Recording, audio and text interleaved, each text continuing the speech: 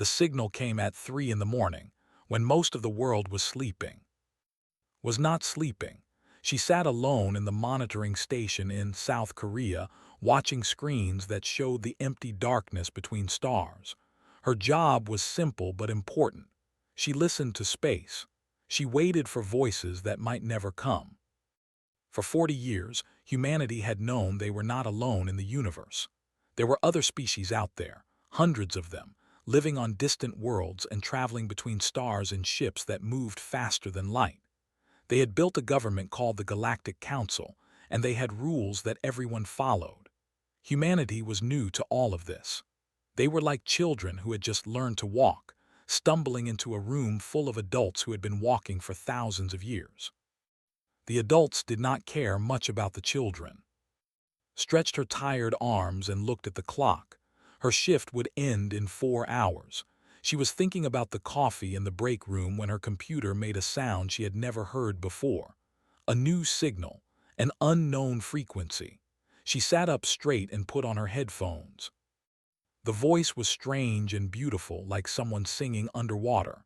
It spoke in a language she did not understand, then switched to another and another, cycling through what seemed like dozens of tongues. Then it switched to English and felt her heart stop. If anyone can hear us, please respond. Our ship has crashed. We are dying. We have 42 hours of oxygen left. Our children are crying. Our old ones are fatting. We have sent this message to 143 civilizations. No one has answered, please.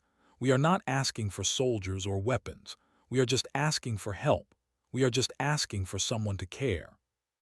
The message repeated. Again and again, the same desperate words, the same musical voice breaking with fear and exhaustion. His hands were shaking as she traced the signal's origin. It came from a moon orbiting a planet called 442b, far outside the space that humanity had explored. The ship belonged to a species called the. Searched the database and found very little. They were a small species, peaceful and weak. They had no army. They had no valuable resources. Their home star had died, swallowing their planet in fire, and the survivors had fled in colony ships to find a new home. This was one of those ships, and it had fallen. Picked up the phone and called her commander. Captain arrived 20 minutes later, his hair messy from sleep. He was 51 years old and had spent most of his life in space. He had met aliens before. He knew how they thought, how they operated, how little they cared about species like humanity, and species like the. He listened to the signal 3 times without speaking. His face was like stone, but could see something moving behind his eyes, something painful. The council won't help them, he said finally. You know that. I know. They have a rule, Accord 7. It says that no civilization should interfere with the natural extinction of another species. He spoke the words like they tasted bad. They believe that weakness should be allowed to die, that saving the weak makes everyone weaker. Thought about her grandmother, who had lived through a terrible war when she was young. Her grandmother used to say that the measure of a person was not what they did when things were easy. It was what they did when things were hard, when doing the right thing cost them something. 42 hours, said quietly. They have 42 hours. If we launch now, we can reach them in 36. Was silent for a long moment. The signal played in the background, the alien voice begging the universe for mercy.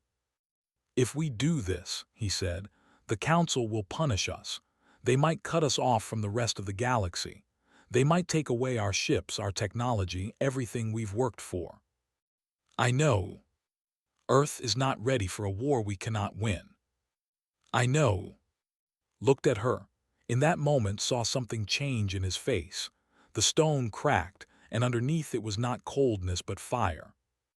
Get me Director, he said, and tell the crew of the to prepare for launch. Director was an old man who had spent his whole life talking to aliens. He had negotiated treaties and trade deals. He had smiled at creatures who looked at humans the way humans might look at insects. He had swallowed his pride 1,000 times to keep Earth safe. But when he heard the signal, he did not hesitate. We are going to help them, he said to the emergency meeting of world leaders.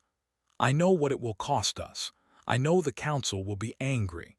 But I did not spend my life building bridges with the stars so that we could watch innocent people die and do nothing. Some leaders argued. They talked about politics and economics and the danger of making enemies. They talked about being practical. Listen to them all. Then he played the signal again, the part where the voice said, "Our children are crying." "Be practical about that," he said, and the room fell silent. 3 hours later, the broke through Earth's atmosphere and pointed itself toward the stars. It was a small ship, built for exploration, not rescue. It carried a crew of 12 volunteers who knew they might never come home. Stood at the front of the ship, watching the stars grow brighter as they accelerated beyond the speed of light. Behind her, Doctor was preparing medical supplies for creatures she had never seen. Engineer was pushing the engines harder than they were designed to go. Everyone was scared. Everyone was determined.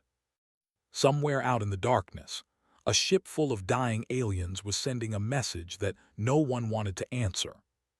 But humanity had answered. Did not know if they would arrive in time. She did not know if they could actually save anyone. She did not know what the future held for Earth or for the galaxy that watched them with cold, distant eyes. But she knew one thing.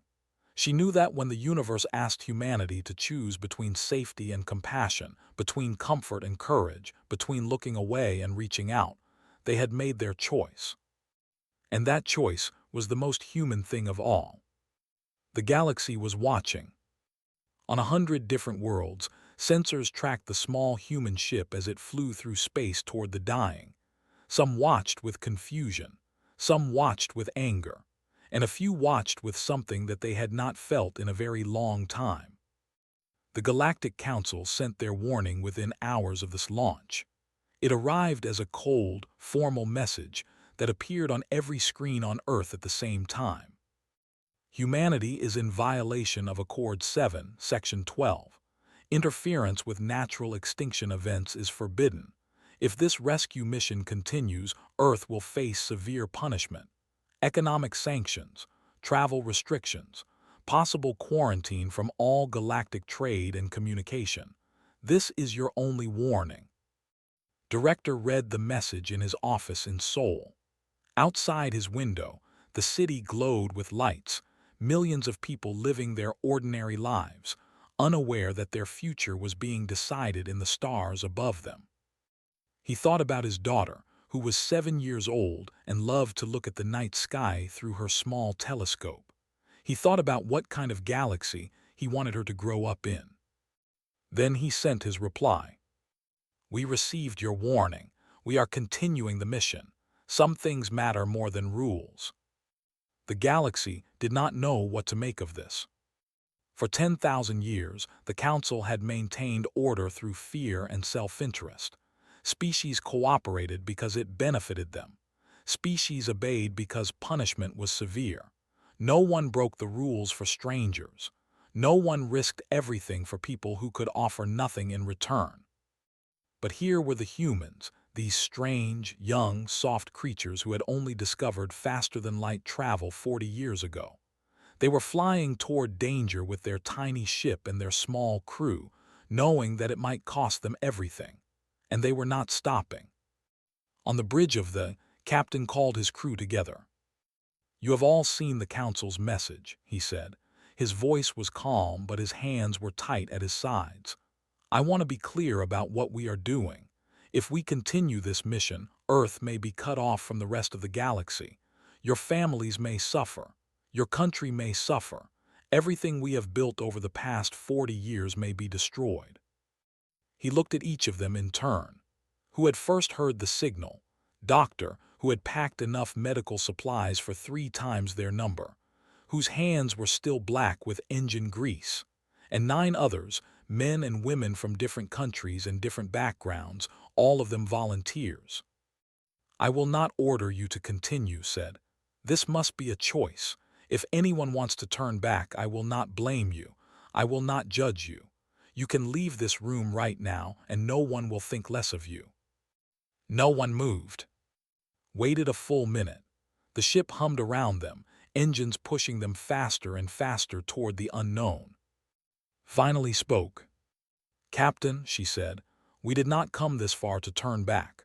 We did not answer that signal because we thought it would be easy. We answered because it was right." Doctor nodded.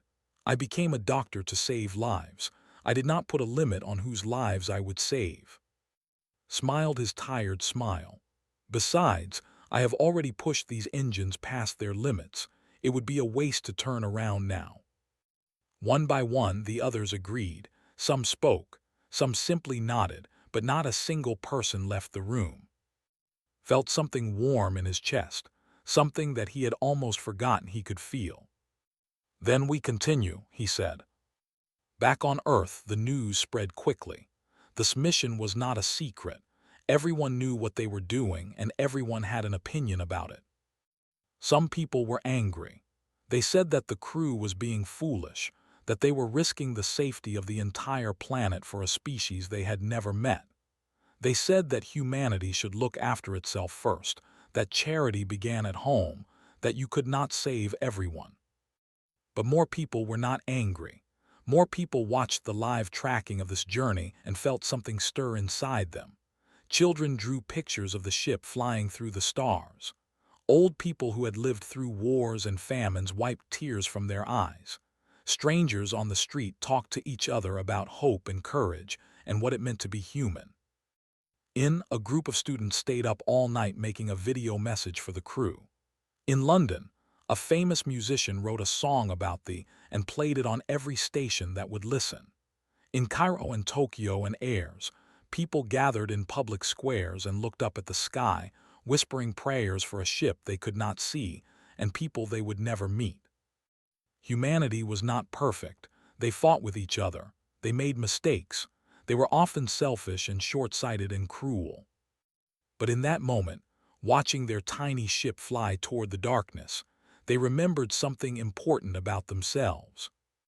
They remembered that they were the kind of species that heard a cry for help and ran toward it, not away. Received the video messages from Earth. She watched them alone in her quarters, tears running down her face. She had not realized how much support they had. She had not realized how many people were watching, how many people were hopping. She wiped her eyes and went back to work. There were still hours to go before they reached the ship. Hours of uncertainty, hours of fear. But now she knew that they were not alone. All of humanity was with them, their hearts beating together across the vast emptiness of space. And somewhere ahead, in the cold darkness of an unknown moon, they were still sending their signal, still hopping, still waiting. They did not know that help was coming. But it was. The moon was a frozen wasteland. When they finally arrived, looked through the viewing window and felt her heart break. The colony ship had not simply crashed. It had shattered. 3 massive pieces lay scattered across the ice, surrounded by smaller fragments that sparkled in the weak light of a distant sun. Smoke still rose from some sections, mixing with the thin atmosphere and creating dark clouds that drifted slowly across the barren landscape. And between the wreckage, she could see lights. Small, soft, glowing lights that pulsed and flickered like dying candles. The 31,000 life signs, Doctor said quietly, reading her scanner. Down from 43,000 when the signal was first sent. 12,000 dead. In the time it had taken them to arrive, 12,000 people had died waiting for help that the galaxy refused to send. Captain's voice was steady but could hear the grief underneath it. Launch the shuttles. Everyone moves, now. The rescue operation began. Was on the first shuttle to land. She stepped out onto the frozen ground, her boots crunching on ice that had never felt the warmth of any sun. Her breath fogged inside her helmet as she walked toward the nearest group of survivors. They were huddled inside a makeshift shelter built from pieces of their broken ship. The walls were thin, patched together with whatever materials they could find. It offered almost no protection from the cold that was slowly killing them. The first she saw was an old female named. Would never forget that moment. Was beautiful in a way that humans had no words for. Her skin was pale blue, almost translucent, and it glowed with a soft light that came from inside her body. She had large eyes that reflected the stars and long fingers that trembled as she reached out toward. "You came," whispered. Her voice was the same musical sound that had heard in the distress signal, but now it was weak and broken. "We sent our message to 143 civilizations. You are the only ones who answered." Knelt beside her, taking those cold, glowing hands in her own warm ones. "We almost did not come," she admitted. "Our leaders were afraid. Our allies warned us not to interfere." "Then why did you?" Thought about that question. She thought about her grandmother's words. She thought about the video messages from Earth, all those millions of people hopping and praying. She thought about her own heart beating fast inside her chest. "Because someone had to," she said simply. The rescue was chaos. Doctor worked without rest, her medical training pushed to its limits as she tried to treat injuries and illnesses she had never seen before. They did not breathe the same air as humans. Their bodies did not process the same medicines. Every treatment was a guess, a hope, a prayer. 3 died in her arms despite everything she tried. Their lights went out slowly, fading like embers at the end of a fire. Cried for each of them, and the around her watched with wonder. They had never seen another species weep for their dead. "Why do you cry?" one of them asked her. Wiped her eyes with bloody hands. "Because losing someone should never feel normal, because every life matters, because you deserve to be mourned." They had no response. They had spent so long being invisible to the galaxy that they had forgotten what it felt like to be seen. Engineer faced his own challenges. The oxygen systems were completely destroyed. Without breathable air, the survivors would die within hours, but could not simply give them human oxygen. Their lungs needed a different mixture, a specific balance of gases that human ships did not carry. So he invented something new. Working with engineers who could barely stand combined human technology with salvaged equipment. He made mistakes. He failed again and again. But he did not stop. He kept trying, kept adjusting, kept believing that there had to be a way. And finally there was. The hybrid oxygen system sputtered to life, filling the shelters with air that they could breathe. It was not perfect. It was rough and unstable and would need constant monitoring. But it worked. A young girl named Sarai was the first to take a deep breath of the new air. She was small, her glow so faint that she was almost invisible. She had been hiding in the corner of the shelter, too weak to move, too scared to hope. But when she breathed that air, her glow grew stronger. Her eyes grew brighter. She walked on unsteady legs to where sat exhausted on the ground, his face covered in sweat and his hands covered in burns from the machinery. She pressed her small, glowing hand against his cheek. "Thank you," she said in halting Korean, words she had learned from listening to the human crew. "Thank you for seeing us." Did not trust himself to speak. He simply nodded, blinking back tears. The rescue took 9 days. 9 days of endless work, of small victories and terrible losses, of humans and learning to understand each other despite all the differences between them. 9 days of cold and exhaustion and fear. But at the end of those 9 days, 31,000 were alive. They boarded the emergency transport ships that had been sent from Earth as backup.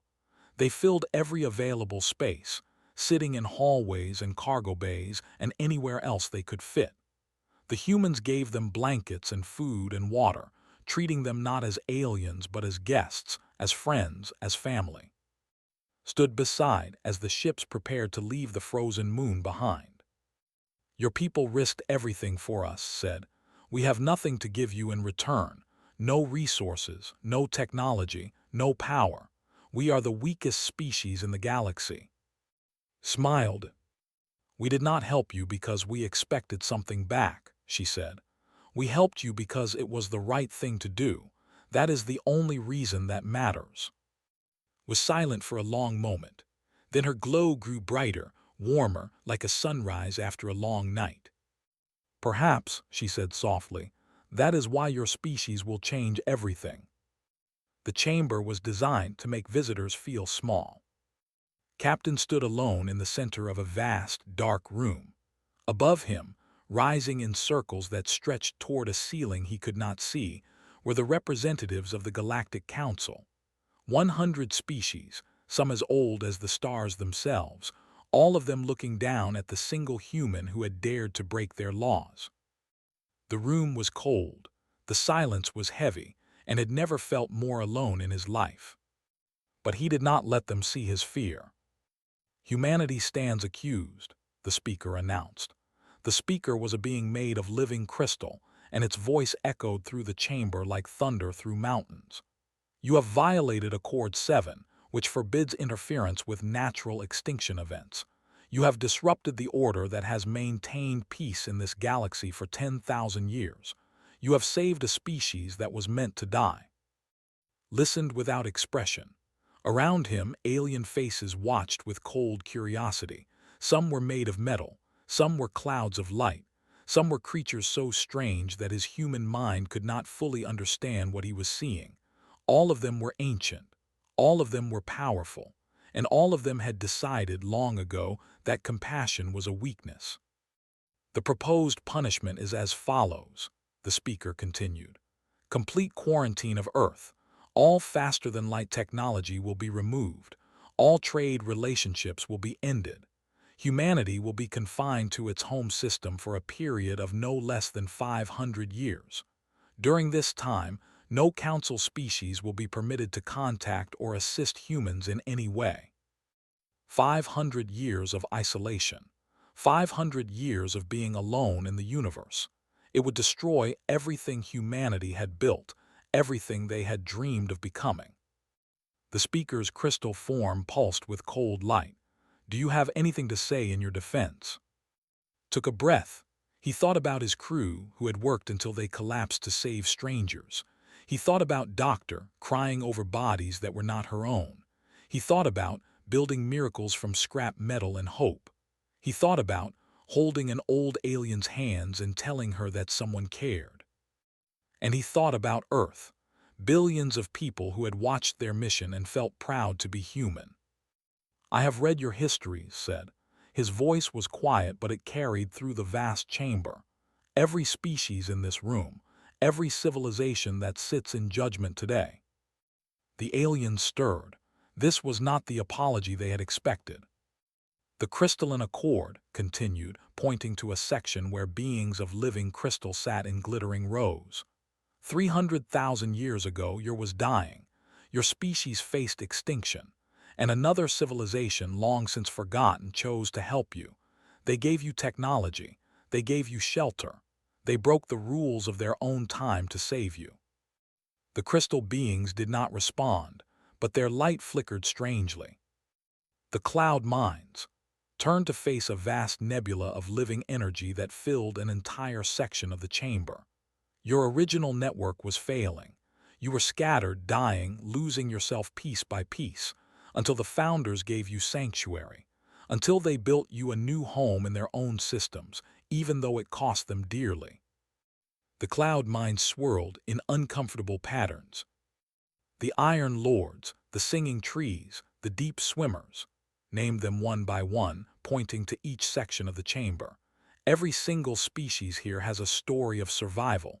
A moment when someone chose to help instead of watching you die. A moment when mercy was given, even though it was not required." The chamber was completely silent now. Could feel the weight of ancient eyes upon him, the attention of beings who had not been challenged in centuries.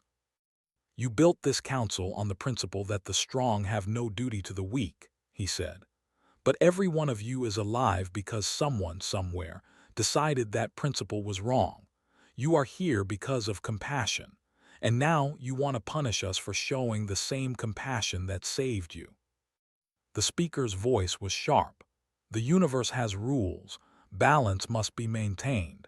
If every species saved every other species, there would be chaos.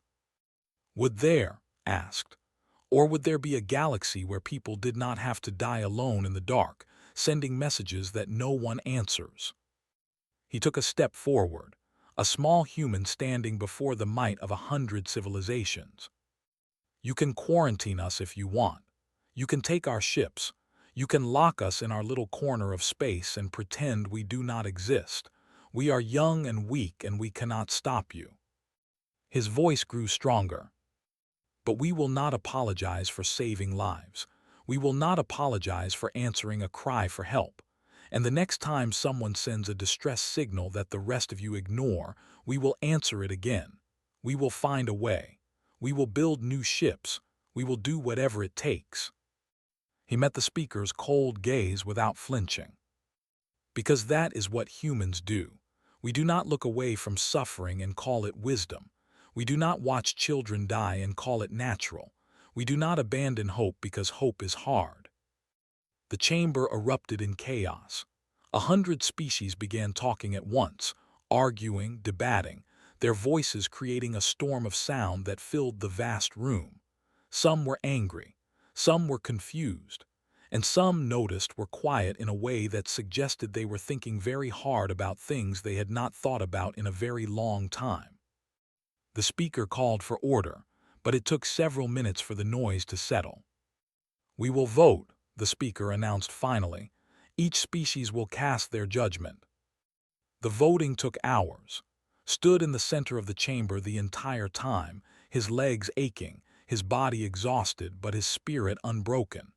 He watched the lights that represented each vote, some for punishment and some for mercy, slowly filling the air around him. When it was finally over, the count was exactly even. Half of the galaxy wanted to destroy humanity, half wanted to let them go. And then, just as the speaker was preparing to cast the deciding vote, something unexpected happened. A new light appeared in the chamber, a soft blue glow that pulsed with gentle warmth. They had been given emergency speaking rights and had come to speak.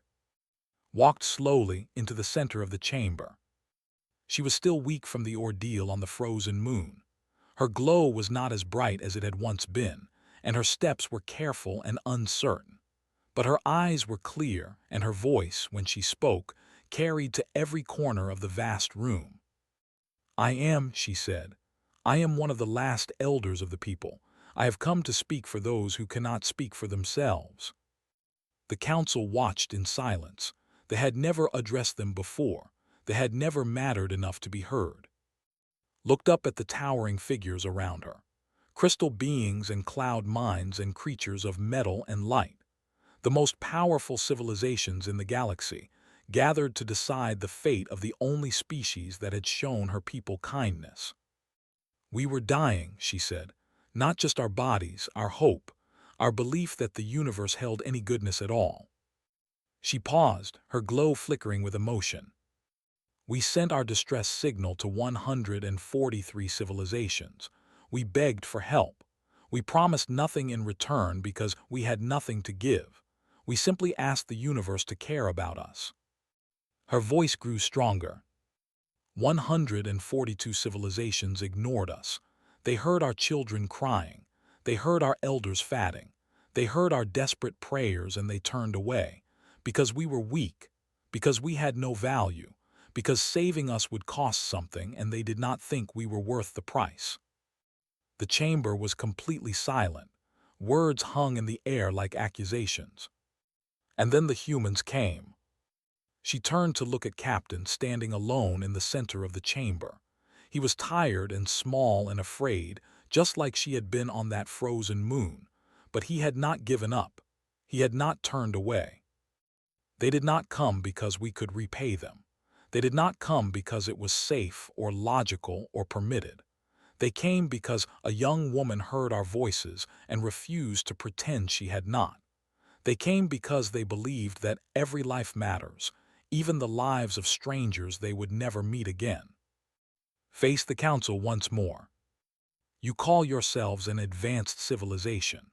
You have traveled the stars for millions of years. You have built wonders that my people cannot even imagine. But what is the point of all that power if you use it only for yourselves? What is the point of all that wisdom if it teaches you to ignore suffering?" Her glow grew brighter, warmer, like a star being born. "The humans are young, they are weak, they make mistakes, but they have something that many of you have forgotten. They have compassion, they have courage. They have the ability to look at a stranger in pain and say, 'I will help you even if it costs me everything.'" She spread her arms, her light filling the chamber. "That is not weakness. That is strength, the truest strength in the universe. And if you punish them for showing it, then you are not maintaining order. You are simply proving that the galaxy has lost its soul." The silence that followed was different from before. It was not the silence of judgment. It was the silence of shame. The speaker's crystal form dimmed slightly. When it spoke, its voice was quieter than before. "They have spoken. Their testimony will be considered." The final vote was cast. The punishment was reduced. Earth would face trade restrictions for 5 years, a minor inconvenience instead of total isolation. The quarantine was lifted. Humanity would remain part of the galactic community. But more importantly, something had changed. In the days and weeks that followed, messages began arriving on Earth from across the galaxy. 17 species requested cultural exchange programs with humanity. They wanted to learn about these strange beings who answered distress signals and wept for strangers. 43 civilizations revised their non-interference policies. They did not abandon them entirely, but they added exceptions, small openings that allowed for mercy in extreme circumstances. And on 12 different worlds, young beings of various species began asking uncomfortable questions. Why did they ignore the signal? Why did they follow rules that led to suffering? Why did they need primitive humans to remind them what compassion looked like? The seeds that humanity had planted began to grow. 30 years passed. Was 59 years old now, her hair and her body slower than it used to be. She had retired from active service many years ago and spent her days teaching at the academy, telling young cadets about the mission that had changed everything. She was sitting in her small office when her computer made a familiar sound, a new message. She opened it with curiosity and felt tears spring to her eyes. The message was from Sorai. The little girl who had pressed her glowing hand against cheek was grown now. She was a captain, commanding her own ship, leading the first deep space exploration fleet. Her glow, once so faint that she was nearly invisible, now shone bright and strong. "Dear," the message began, "I hope this finds you well. I wanted you to know that we named our ship after the vessel that saved us all those years ago." Smiled through her tears. "Last week, we received a distress signal from a species called the Hollowed. They are a small civilization on the edge of known space. They have few resources and no military power. Their planet is dying and they are begging for help." Sorai's message continued. "The old council would have ignored them. They have nothing to offer. They are weak and poor, and their extinction would not matter to anyone important. According to the rules, we should fly past them and pretend we did not hear." Held her breath. But we did not do that. We changed course immediately. We are on our way to help them now. Our medical teams are preparing supplies. Our engineers are ready to solve whatever problems we find. We do not know if we will succeed, but we know that we have to try. The message ended with a single phrase, written in Korean characters that Sarai had learned 30 years ago on a frozen moon. "You taught us something that the universe had forgotten. Kindness is not weakness. Compassion is not foolishness. And no one in any corner of any galaxy should ever have to die wondering if anyone cared enough to try." Below the message, Sarai had written 2 words. "Yes. Thank you." Sat alone in her office for a long time, looking at those words. Outside her window, young cadets walked across the campus, dreaming of the stars they would one day explore. They were the children of a species that had once been young and weak and afraid, a species that had faced the judgment of the galaxy and refused to apologize for being kind. The universe was vast and cold and often cruel, but it did not have to be. Every act of compassion was a seed. Every choice to help instead of ignore was a small light in the darkness. And given enough time, given enough care, those seeds could grow into forests. Those lights could become stars. Humanity had planted their seeds 30 years ago, on a frozen moon at the edge of nowhere. And now, across the galaxy, those seeds were blooming. The story was not over. It would never be over. There would always be more signals, more cries for help, more chances to choose between safety and courage. But that was okay. Because now, when those signals came, humanity was not alone in answering. And that made all the difference.